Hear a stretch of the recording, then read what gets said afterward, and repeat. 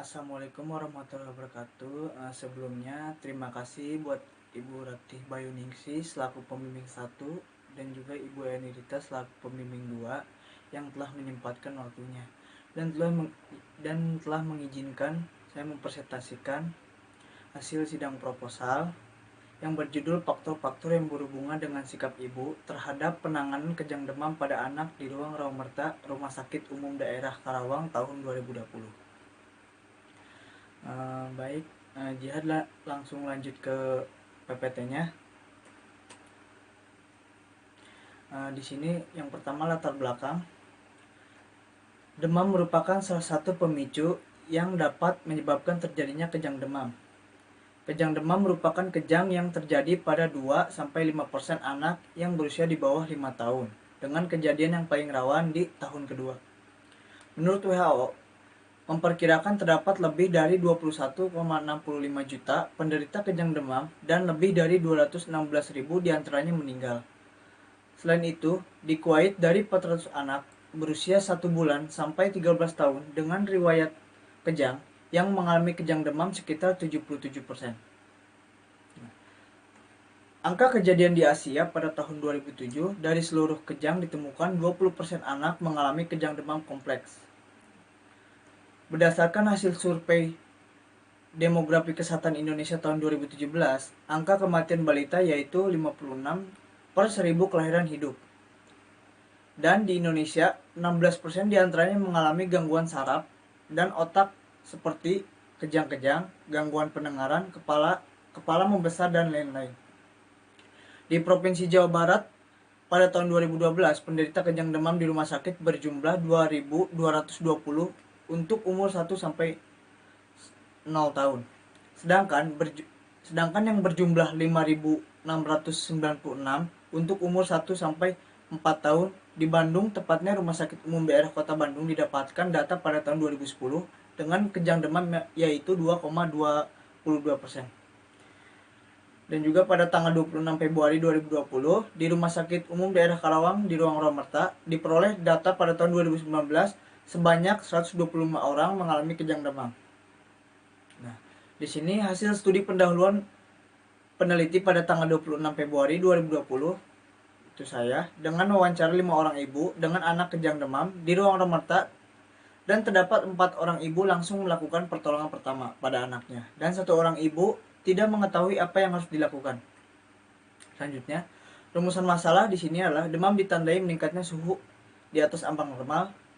Kejang demam terjadi di mana saja dan kapan saja, dan juga penanganan yang tepat dapat mengurangi terjadinya defisit neurologi.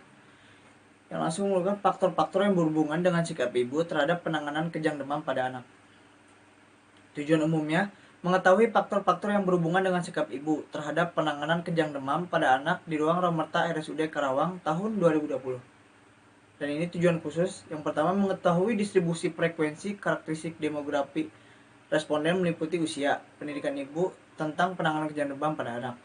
Dan selanjutnya, mengetahui distribusi frekuensi pengetahuan ibu tentang penanganan kejang, mengetahui frekuensi ibu perilaku tentang penanganan kejang, dan juga mengetahui distribusi frekuensi ibu aplikasi diri tentang penanganan kejang demam, dan juga mengetahui hubungan pengetahuan ibu terhadap penanganan kejang demam, dan juga mengetahui hubungan perilaku ibu terhadap penanganan kejang demam, dan juga mengetahui hubungan efikasi diri ibu terhadap penanganan kejang demam. Dan di sini ada kerangka teorinya. Yang pertama, penyebabnya, riwayat kejang demam, usia kurang dari 18 bulan, tingginya suhu badan sebelum kejang demam, dan juga penata laksanaan kejang demam di rumah. Ini ada bagiannya. Dan juga langsung ke faktor-faktor yang berhubungan dengan sikap ibu. Yang pertama, pengetahuan, sikap, perilaku, dan efikasi diri. Selanjutnya, penanganan kejang demam dan kejang demam. Lanjut ke kerangka konsep. Variabel independennya adalah 1. Pengetahuan, sikap, perilaku, dan efikasi diri. Variabel dependennya penanganan kejang demam pada anak. Dan di sini hipotesisnya ya, ada beberapa. Ada hubungan antara pengetahuan dengan penanganan kejang demam pada anak di ruang rawat merta RSUD Karawang. Ada hubungan antara sikap dengan penanganan kejang demam pada anak, dan juga ada hubungan antara perilaku dengan kejang demam pada anak. Dan selanjutnya, Ada hubungan antara efikasi diri dengan penanganan kejang demam pada anak. Dan di sini ada definisi operasional dari variabel dependen. Yang pertama adalah penanganan kejang demam. Definisi operasionalnya adalah proses atau cara menangani suhu tubuh dalam hal penanganan kejang demam pada anak. Kuesioner yang berisi pertanyaan, hasil ukurnya, dan juga skala ordinal. Variabel dependennya yaitu pengetahuan, adalah segala informasi yang diketahui responden berkaitan dengan cara penanganan kejang demam. Contohnya seperti melonggarkan pakaian anak. Alat ukurnya yang digunakan adalah kuesioner yang berisi pertanyaan tentang kejang demam. Yang selanjutnya sikap respon yang ditunjukkan oleh ibu dalam melakukan penanganan kejang demam pada anak. Alat ukurnya sama, masih kuesioner. Dan selanjutnya perilaku ibu, suatu tindakan atau penanganan ibu ketika anaknya mengalami kejang. Dan selanjutnya efikasi diri, suatu kepercayaan atau keyakinan individu responden dalam hal penanganan kejang demam. Dan di sini adalah metodologi penelitiannya, yaitu desain penelitian ini menggunakan desain penelitian deskriptif analitik dengan pendekatan cross-seksional. Tempat waktu penelitiannya adalah dilaksanakan pada ruang Romerta, Rumah Sakit Umum Daerah Karawang pada akhir bulan Juli 2020. Populasinya, penelitiannya ibu anaknya yang mengalami kejang demam sebanyak 125 ibu di ruang Romerta RSUD Karawang. Sampelnya, pengambilan sampel ini menggunakan accidental sampling, yaitu sampel yang diperoleh adalah sampel yang ada dan tersedia pada waktu itu. Sampel yang diambil dari penelitian ini adalah 95 orang menggunakan rumus Lopin. Nah, berdasarkan perhitungan sampel yang dibutuhkan sebanyak 95 responden untuk mencegah drop out subjek, maka sampel pada penelitian ini ditambah 10% sehingga jumlah sampel yang dibutuhkan pada penelitian ini adalah 105 responden. Etika penelitian yaitu lembar persetujuan, informat, kerahasiaan, confidentiality, keadilan, justice, dan selanjutnya teknik pengumpulan data. Teknik pengumpulan dilakukan untuk menggunakan kuesioner beberapa pertanyaan penulis dengan dimaksud untuk memperoleh informasi secara langsung.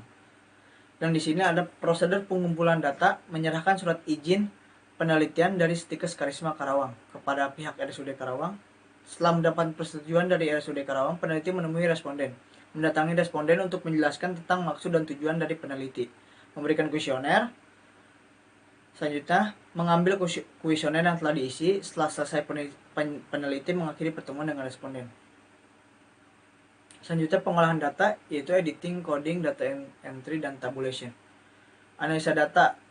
Selanjutnya, analisa univariat bertujuan untuk mendeskripsikan atau menjelaskan hasil penelitian dari masing-masing variabel yang diteliti. Analisa bivariat adalah bertujuan untuk mengetahui apakah ada hubungan antara variabel yang diduga terhadap hubungan atau kolerasi. Penelitian ini dilakukan membuktikan hipotesis yang sudah dirumuskan apakah ada faktor-faktor yang berhubungan dengan sikap ibu terhadap penanganan kejang demam pada anak di ruang Romerta.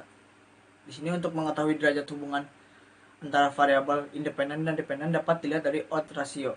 Bila odds ratio 1 berarti tidak ada hubungan faktor risiko dengan kejadian, dan bila odds ratio kurang dari 1 berarti hubungan faktor risiko dengan hasil jadi adalah efek perlindungan. Dan bila lebih dari 1 berarti hubungan faktor risiko dengan hasil jadi adalah efek penyebab. Sekian, terima kasih. Terima kasih buat Ibu Ratih dan juga Bu Anita yang sudah menyempatkan waktunya untuk jihad presentasi. Bagus, terima kasih. Assalamualaikum warahmatullahi wabarakatuh.